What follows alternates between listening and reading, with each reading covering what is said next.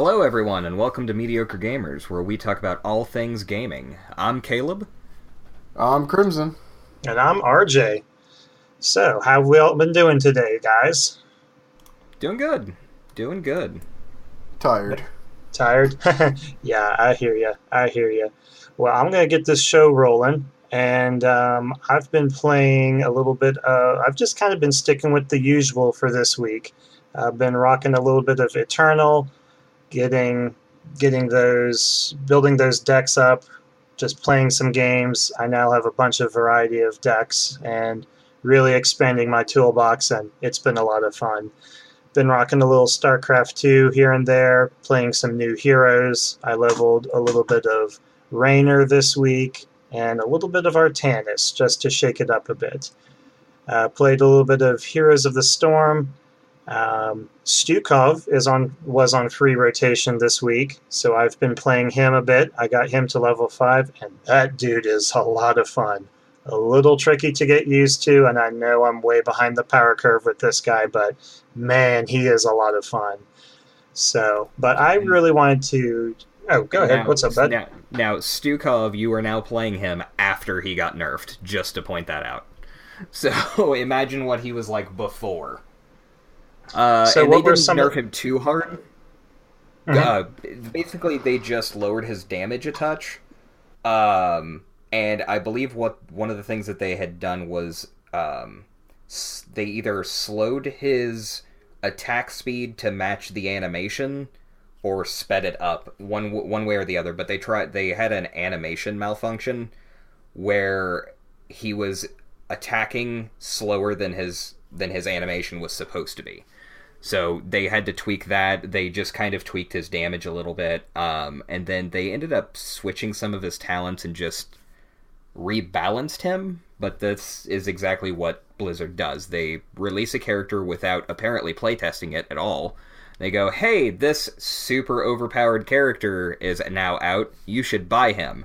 Oh, everybody goes to buy him because he's super overpowered and he's fun and you always win with him. And then they're like, oh yeah, he's not our new hero anymore, so let's nerf him. Yeah, well, he still hits like a bus, and he's been a lot of fun to play, especially bouncing especially bouncing that healing virus ditty around along with the damaging one, and just trying to manage all of those and get them to use your D ability to explode all of them at the right time to get the maximum benefit. He's a lot of fun, especially with that arm, giving them the good touch from afar. Giving them the good touch and giving them the D. Yeah, boy. So, but I wanted to talk about something different and talk about a game that I'm really excited for coming up in 2018, and that is Far Cry 5. And I've jumped around in the Far Cry series. I started with Far Cry 2 out in the African continent, and you play as an arms dealer, and there's conflicts going on in the northern part of the country, and you have to make your way through those moral dilemmas and build yourself up and then progress through the storyline. I'm playing Far Cry 3 right now and trying to finish that up. I did not play Far Cry 4 or Far Cry Primal. I just sort of took a break with those two, and I don't really have any intention of playing both of those. But I'm familiar with them. But Far Cry 5 really, really caught my eye, and it seems to me like this is going to be a little bit of I kind of want to say almost a controversial installment. The Far Cry series has always been about making fairly difficult moral choices and just not only integrated as a game mechanic, but also as the story progresses. And I know there's some other games out there that take this moral compass choice to a whole new level, like the Telltale games for The Walking Dead or Game of Thrones, like that. I feel those have really refined and polished that engine up.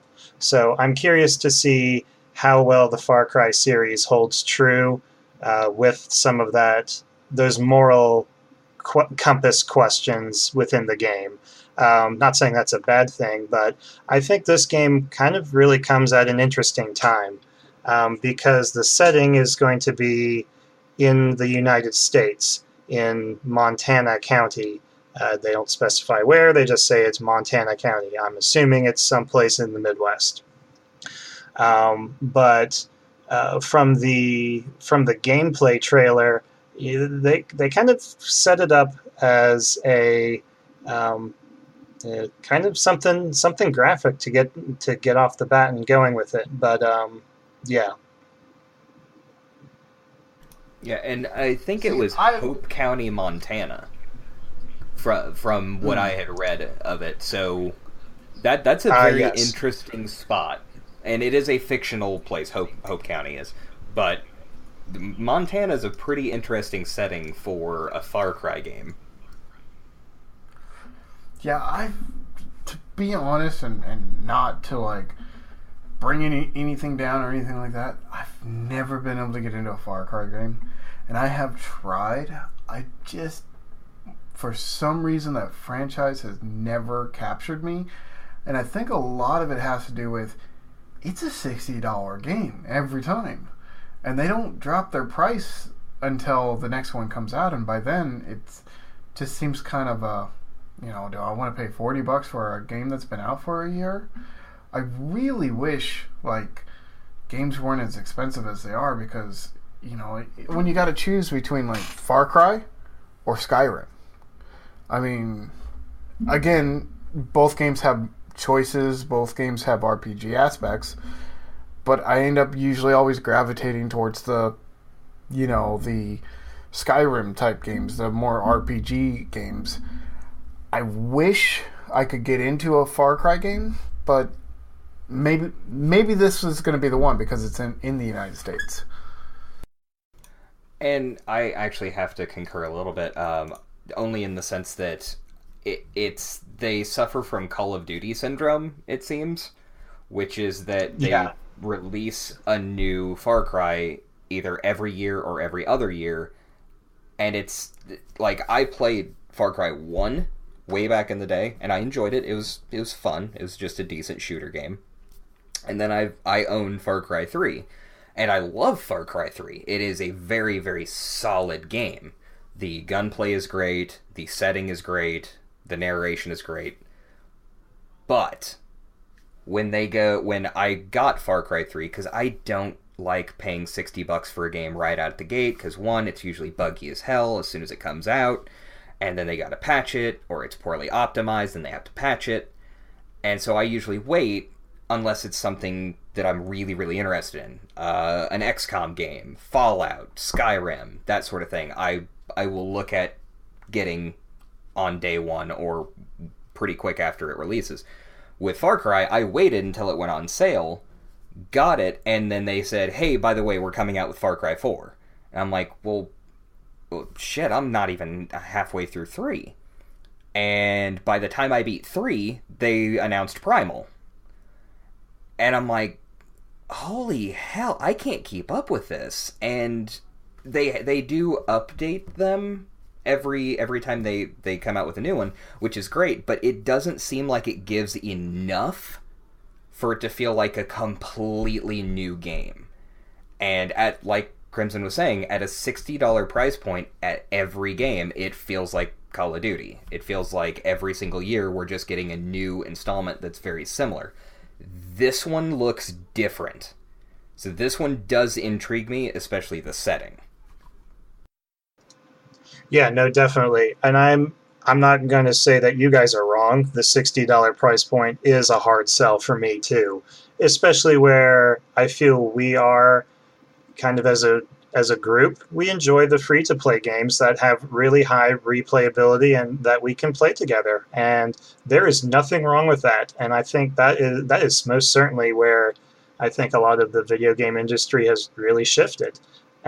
So those traditional games that come out at $60, Call of Duty, Far Cry, what have you, that's something that I think that they do need to take into consideration. But if they've got a tried and true formula that works and people are willing to buy into it, well, people are going to buy into it. But yeah, the setting for this game, Hope County, Montana, forgot about that. Thank you. It really hits a little bit closer to home. And there's, I don't know, I feel the tone of this game is going to be striking a little bit closer to home, not only because it's in the United States, but because of recent events. There's been a lot of, between Ferguson, the police violence, and just kind of really what all that's been going on, kind of really hitting close to home and hitting a lot of these domestic things kind of on the head. I know it's in a video game setting, but it's going to be interesting to see what they've come up with and kind of how the gameplay plays out. Now, one of the cool things, and then I'll be done here, that did intrigue me from the gameplay trailer was you have your allies that you can actually pre-position. You can tell them, "Hey, you go up to that water tower and wait for the shooting to start," and then you can have your friend in an airplane on standby, ready to go to fly in and drop bombs. And it's and you have your dog or your pet that is waiting in the wings, so that when you go in guns blazing, everything just happens. So I think that's a really cool installment, especially how they presented it with the gameplay trailer. So $60 price point, yeah, I'm kind of not really feeling it, but I'm willing to give it a try. So that's all I have to say for Far Cry 5. It's definitely an interesting premise, too, because as you were saying, with a lot of the things that have been happening in this country, and we don't want to get super political on this show, of course, but, when you see something like this... Really... You don't want me to get political on this podcast. Oh, I don't care. I think our listeners don't want us to get political on this podcast. Let's rephrase it. Definitely would be a 5-hour podcast. Definitely not. This really does feel like a art imitating life. This is the kind of thing that you see reflecting... It's very satirical almost. It is reflecting what is happening in the country. And so this is just kind of where it's getting to. And not saying that what is happening in this game is happening right now, but again, in a satirical sort of way, it is a mirror. And we've seen some sort of things like this. Like, this is not the first game that's taken place on U.S. soil. Homefront did it. There was a couple of others as well. And Homefront did a very good job of it, but it was more of a like Red Dawn style. This is very different. But I think this is kind of what we need. I think from a sideline standpoint, if we're going to push this kind of boundary, we need to push it. And I'm more excited about this game than I thought I was going to be. And at $60, it's pretty pricey, and I don't know if I'm going to jump in head first, because still got Destiny 2 coming out on PC here pretty soon that I need to get. But I'm going to keep an eye on this, and I'm curious to see what the co-op is going to be, because I know that all of the recent Far Cry's have a co-op mode, and Far Cry 3's was really fun. So I'm in on this. I would like to find out more, and I think we need to do maybe some gameplay videos when it comes out. Yeah, definitely. So I think, just pushing those boundaries and being a mirror of what you said of current events that's a really good point. And I think this is going to be the end of my soapbox, I promise. But I think, we're all here to play games, but we're also, I feel we all want to be, if we want to be good citizens, we kind of need to keep abreast and kind of know what's going on in our surroundings. I'm just going to leave it at that. And I think from a social standpoint, this is definitely a game that's going to challenge a lot of those and kind of really call into question a few things. So that's all I'm going to say. I agree. And on that note, that I think that's exactly correct. This is what we need, And while we don't want to get super political, we also, as citizens of this country, you also just can't turn a blind eye. So that you can't ignore what's happening in the world. We are here to play games, but life still happens. Yep, definitely. So that's the end of my soapbox, and we'll keep an eye on Far Cry 5 for you guys. So, Crimson, what have you been playing? Oh, my soapbox time? Okay, now about Trump. No, I'm joking. Just fucking with you. Oh, no. And RJ just had a heart attack. Technical difficulties, folks. Come back and see us next week. Oh. You're pushing my buttons. I've really only been playing one game this week. Now, I played a little bit of Heroes just to do my quest and check out KT. I played a little bit of 7 Days to Die just to do, get the farming and make an underground tunnel system that's going to confuse both of my co-hosts here when they finally do log into the server. Do what?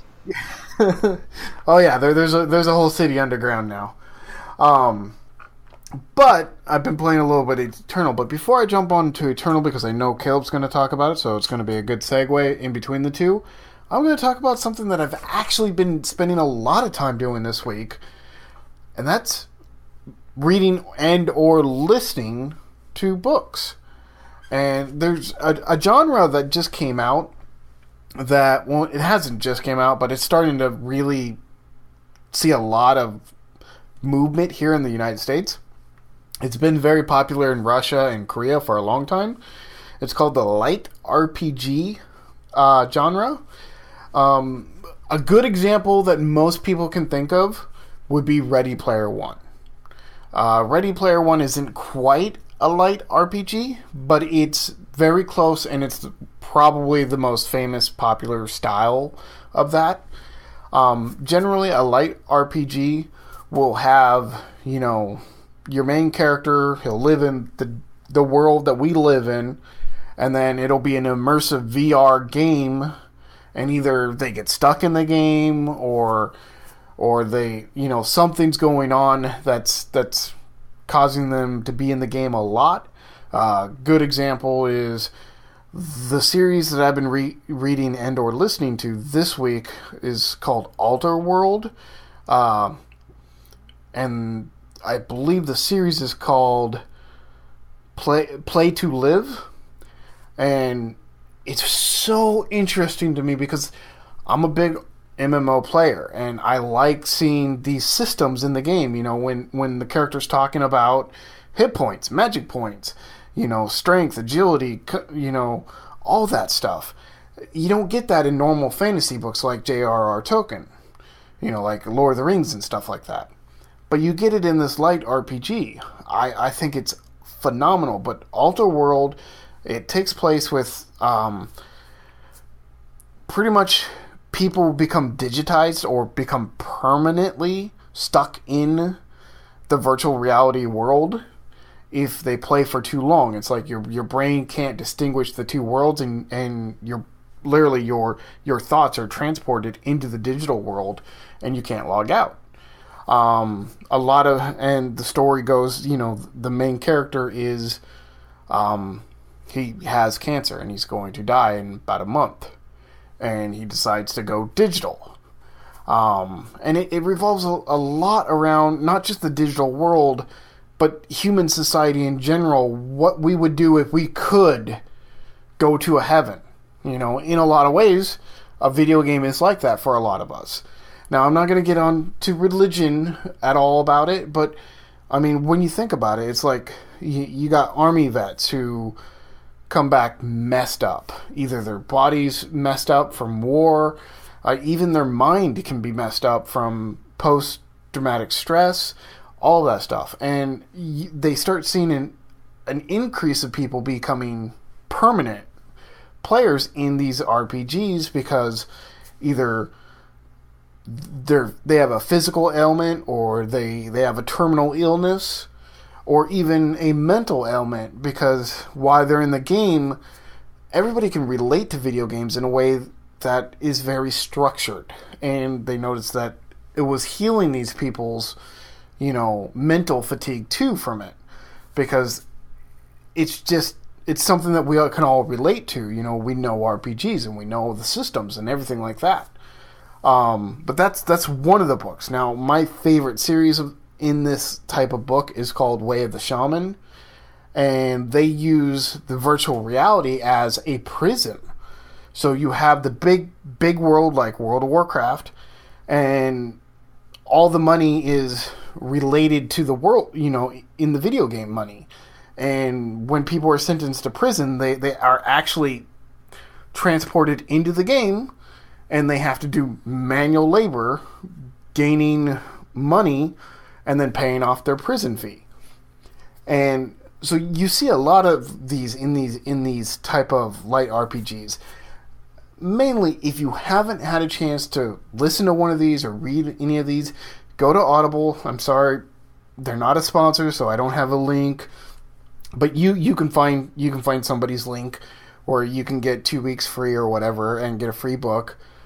Definitely worth checking out, either Alter World or Way of the Shaman, or Horizon Beta is another really good one. Check them out. I guarantee you, if you don't love them, you will at least find them fascinating. Now, beyond the literally stuff that I've been reading and listening to, I have been playing a lot of Eternal too.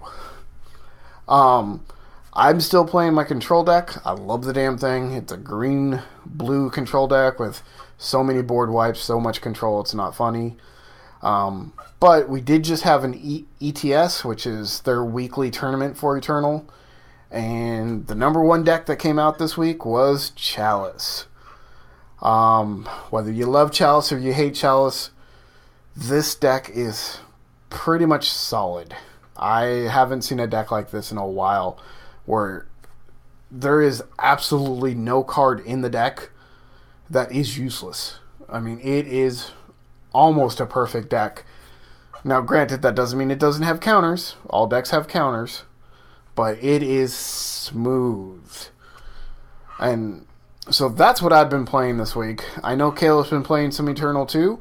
What decks are you playing, Caleb? Honestly, I've been playing green-blue control as well. It's just too damn fun. I ended up crafting 3 of the Farseers, which is a 2-cost, 2/3 with endurance, and you can pay 6 to give it flying and summon a 4/4 flyer. It's just one of the most efficient cards I've ever seen, and I'm like, okay, I've got to build blue-green because I've got these guys now, and it's tough going back to anything else. It really is.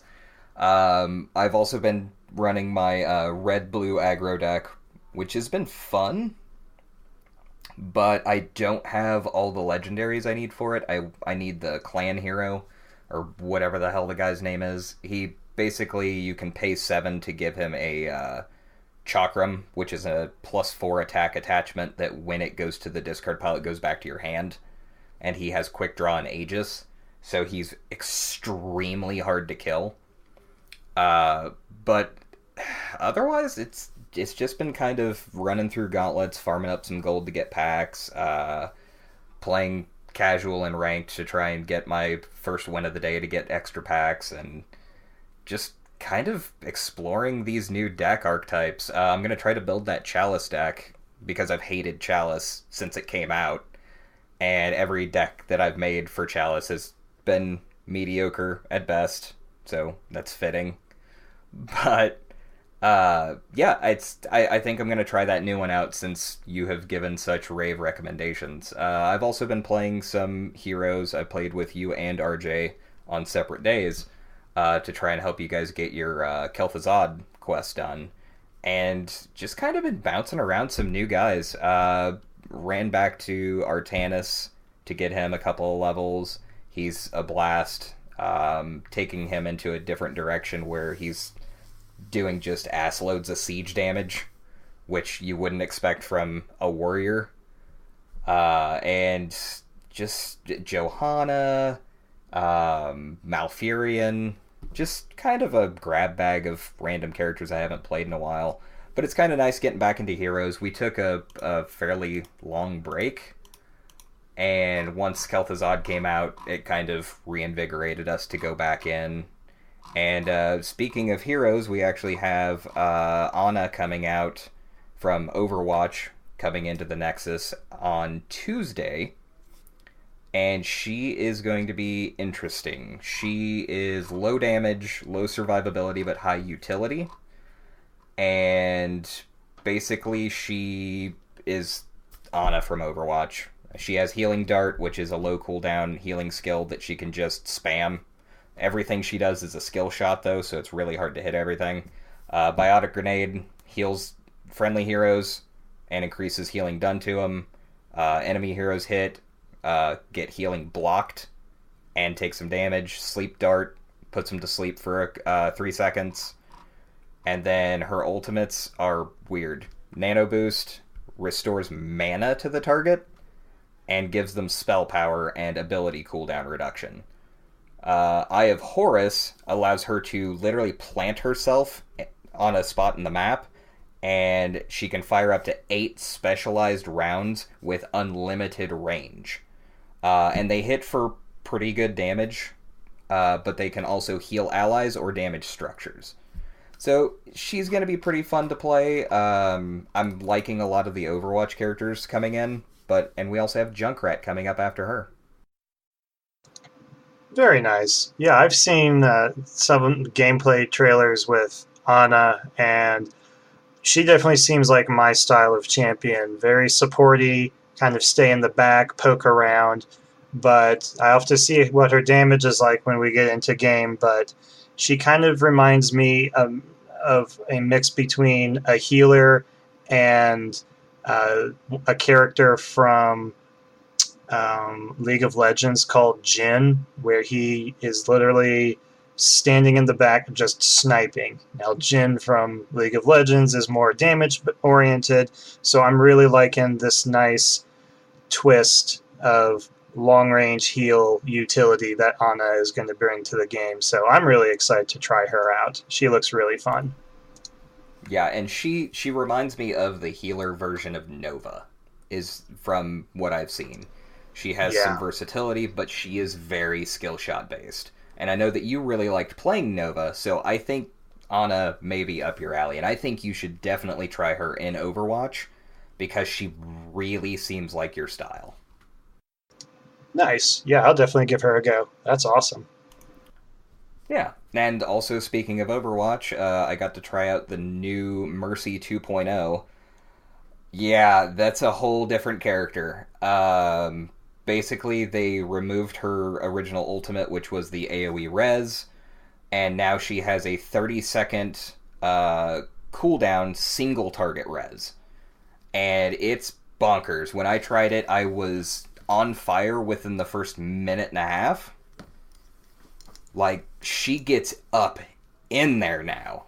And the single target res is a pretty close proximity. Like, you've got to be next to them. Her new ultimate is just does a whole bunch of stuff. It lets her fly. Her healing beam and damage increase beam are AoEs now. It lowers the cooldown of her single target res to 10 seconds from 30.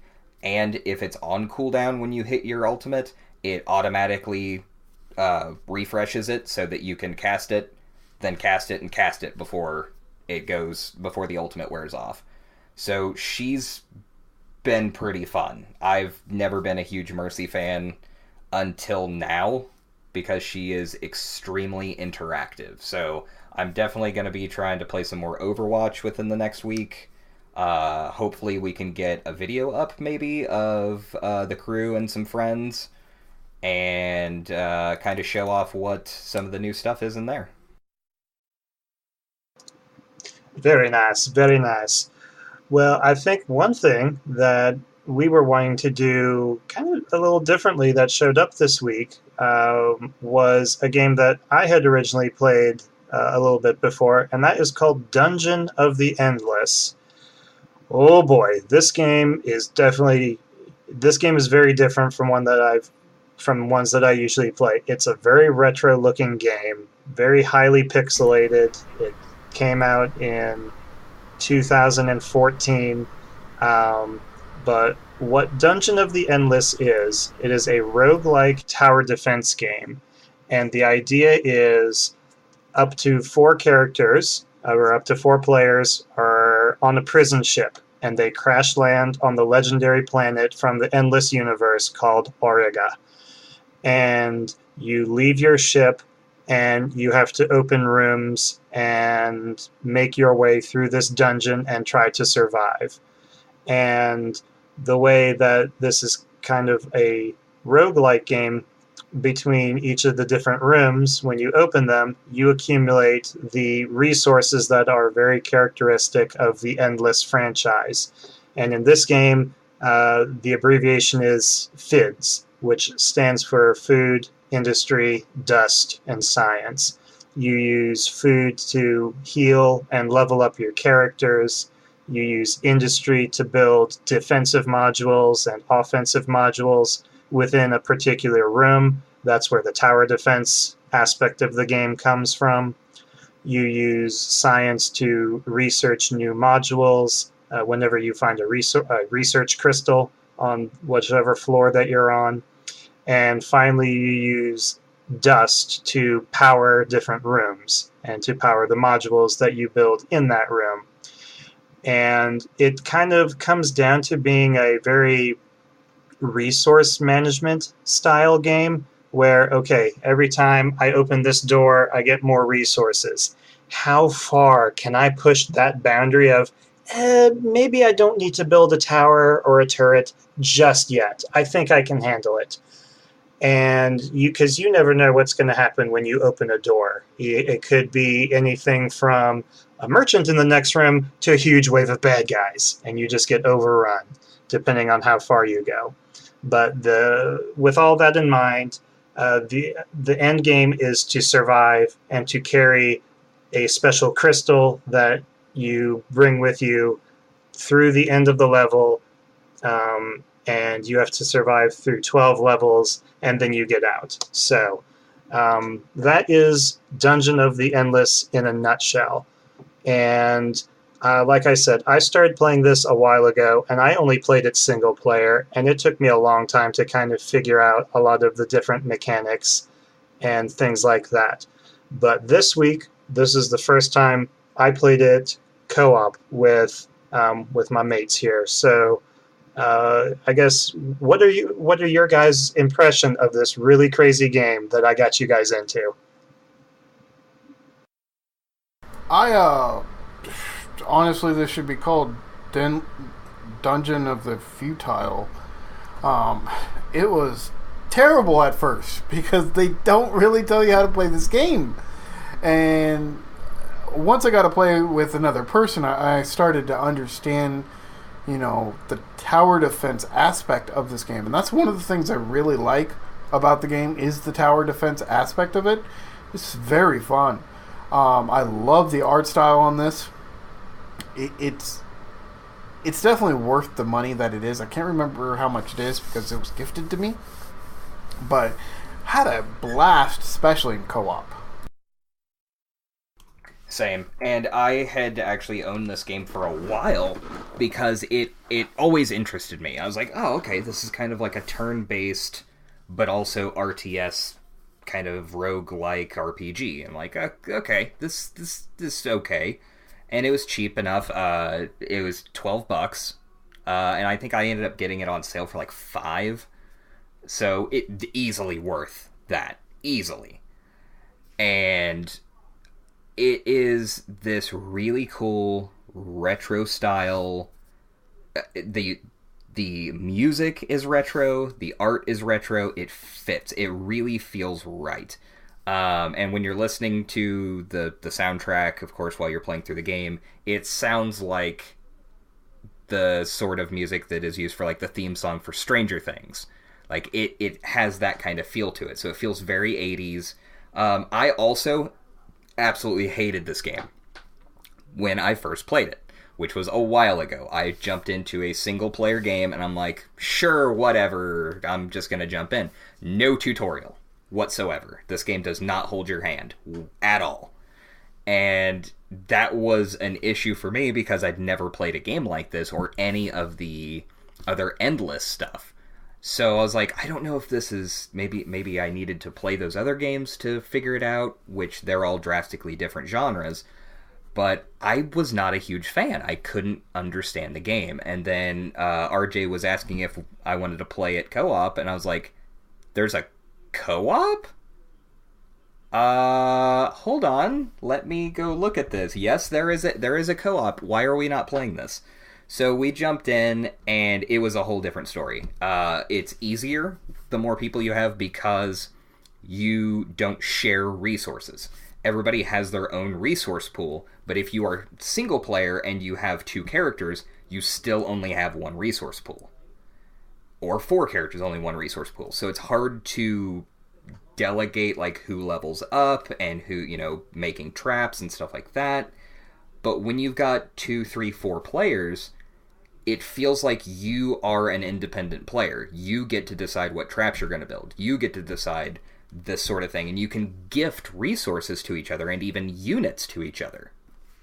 So if you end up finding a hero and you're like, oh, well, I already own this hero, but you don't have enough food to purchase them or to recruit them, so I'll go ahead and grab them and give them to you. Or I don't own this hero and you don't own this other hero I have, you can have this one and I'll take this new one.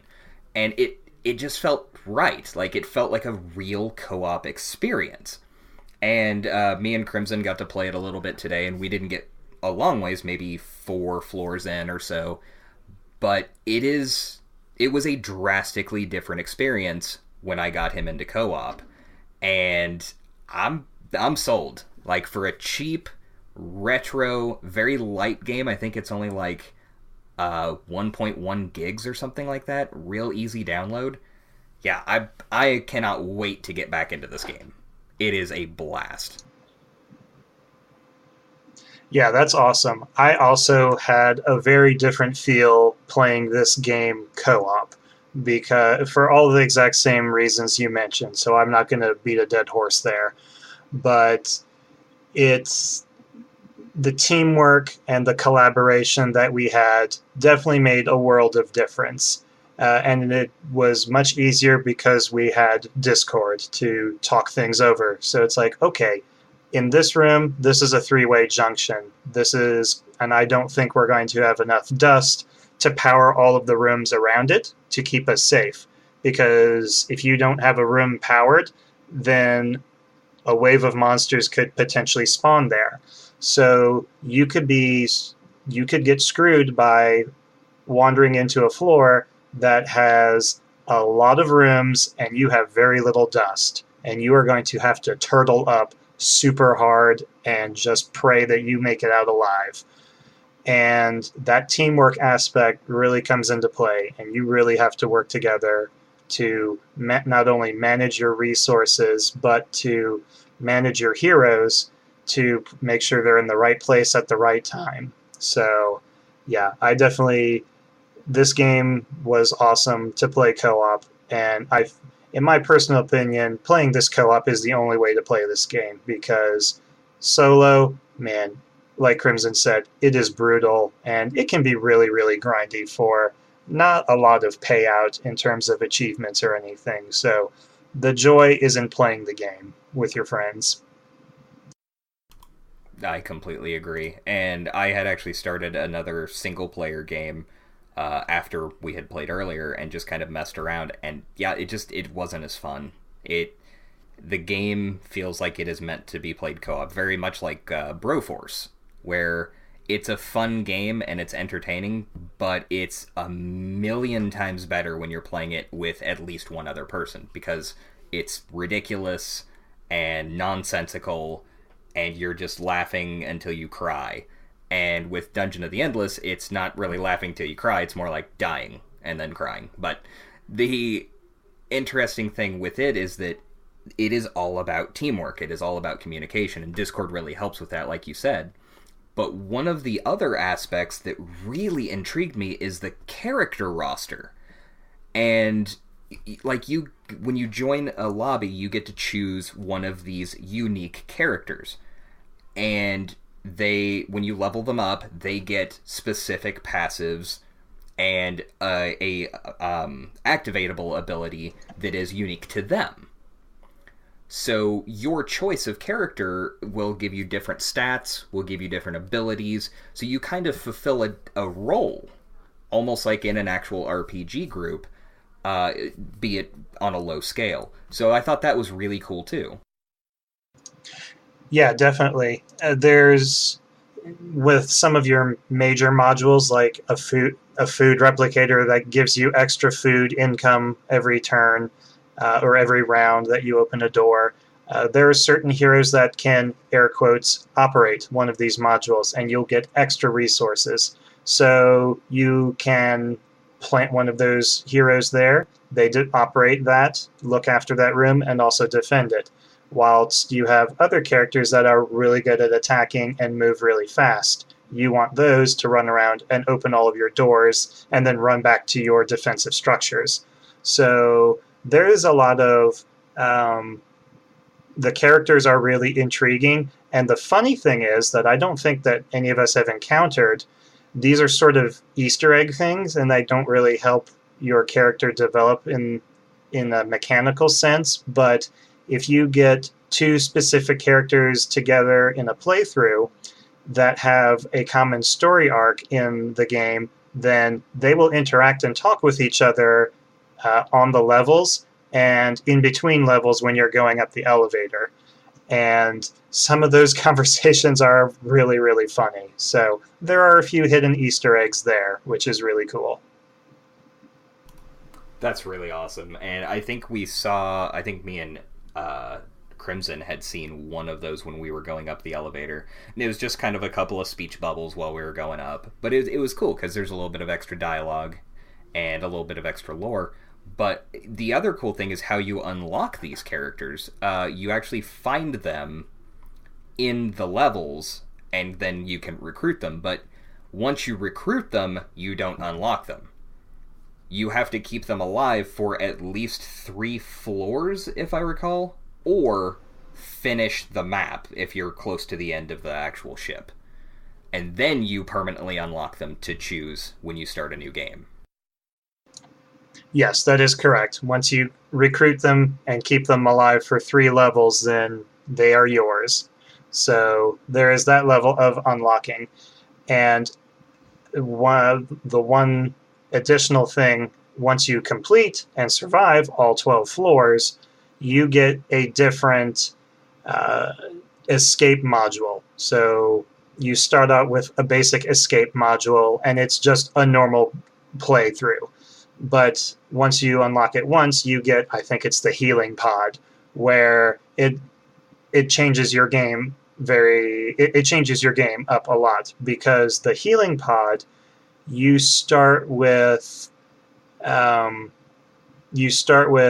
think an extra level or something, and you can only make food modules, but you cannot use food to heal. And you can't build and you can't build a certain type of module. So each of these different pods drastically change how you play through the dungeon each time, and they give a drastically different playing experience, whether it's making it infinitely harder or maybe even a little bit easier, or just adding some variety to shake things up a bit. So there is that aspect, and I've only unlocked, I think there's like 5 or 6 to unlock. I've only unlocked 2 of them. So I haven't really played much in that aspect. But once we get going and kind of figure out a good strategy, then that's definitely something we can do to change it up a little bit further down the road. Yeah, definitely. Sounds good to me. Very nice. And the other thing is, even though I am getting you guys into the endless, this is just a sample of the endless universe. This is the only roguelike game, and all of the other games are 4X games, which I thoroughly enjoy 4X games, but I think you guys are of the opinion where they're just too long of a time commitment, and even the multiplayer is really kind of can be bogging down with the level of detail. No, I wouldn't say that they're too long of a commitment. They're too long of a commitment for multiple 4X games. Like, I'll play Civ any day of the week. I love Civ. I like that aspect. I just can't play Civ and Sins of the Solar Empire and Imperium Galactica 2. You know, this just... I mean, you play Civ and you look up from your computer and you're like, fuck, it's Wednesday? I thought it was Monday. Yep, I've definitely done that. It's bad. Yeah, and so... Go ahead. Yeah, it's not that I dislike them. It's just I don't have the mental capacity, the time, adulting too much to play them that often. I gotcha. Yeah, that makes sense. And they really are a time commitment, and you really have to be in the mood to sit down and play one of those. So, but I definitely have recommendations if you want to shake it up. And I actually do have Endless Space 1. And I've played it a little bit. I just haven't got to dive too hard into it because, again, it is actually a game that does give you a tutorial, but it's a big tutorial. And it's a lot of information to try and soak in at once. So I think that is going to be one where I have to really sit down and mess with it rather than just go, oh yeah, this is a game I'm just going to start playing right now. Like Dungeon of the Endless is easy. It's drop in, drop out, I'll play a level, it's like 15 minutes. Maybe even less. So, Endless Space, any 4X game, if you are wanting to jump into one, you definitely have to commit to, I am actually going to learn this game. But I do want to learn Endless Space because Space 4X is what I would like to play. You know, Civ is great, and I absolutely love it, and I'm down to play Civ any day of the week, just like Crimson. But if I can find a Space 4X game that is really, really solid, that is a game that I will enjoy. See, now, my favorite 4X game of all time, it is a very much an older game. It's from mid-90s. It's called Imperium Galactic 2. I know there's an Imperium Galactic 3. I don't like it. I just don't like it. But it's incredibly fun game, but the graphics aren't the greatest. I mean, it is an older game. Kind of has that freelancer, privateer kind of look to it, but it is 4X. It is fun. My thing is, the best 4X game of all time for me is Cribbage. Because that's the one game that makes me feel like I'm playing a 4X game. Because literally, if I start playing Cribbage, you won't see me for a week. Nice. All right, then. I will play Cribbage by myself for a week. Against myself. That's how addicting Cribbage is to me. That's awesome. Very nice. Oh, good stuff. Christ. Well, so Caleb, if you're really interested in getting into a Space 4X game, Endless Space 1 is really good, but I would highly recommend Endless Space 2. Now, be forewarned, I have not played any of my favorite 4X games multiplayer. I usually just play single player, so I'm going to, if you do pick that up and we both jump into a game, it's going to be a very different experience for both of us and a learning experience. So, yeah, good stuff. That's fair. And I've played multiplayer Civ and some other 4X games a little bit. So I know that it definitely doubles or even triples the time that it takes because it is a turn-based game. And if you don't have a lot of stuff to do, I don't know if Endless Space runs the same way that Civ does, where, you know, you set your stuff to do whatever, and you hit enter to end turn, and then it says waiting for players, and... I think it does. Okay, so it does take longer, and it does cause only one real issue with that is...